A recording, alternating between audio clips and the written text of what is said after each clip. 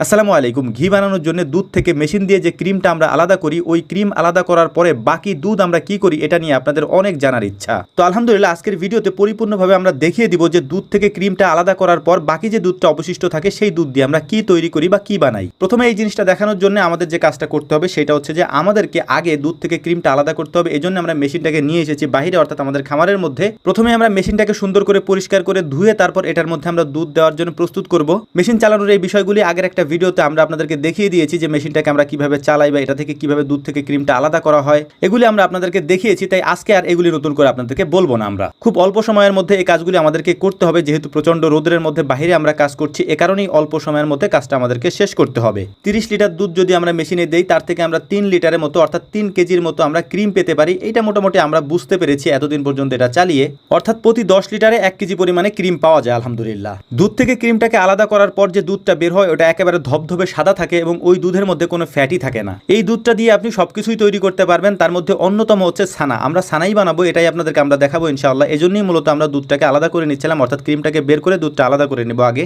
যেহেতু দুধের জিনিস তাই এগুলিকে সুন্দর করে পরিষ্কার না করলে এর থেকে গন্ধ থেকে যায়। এ কারণে সাবান দিয়ে সুন্দর করে পরিষ্কার করে রোদে শুকিয়ে তারপর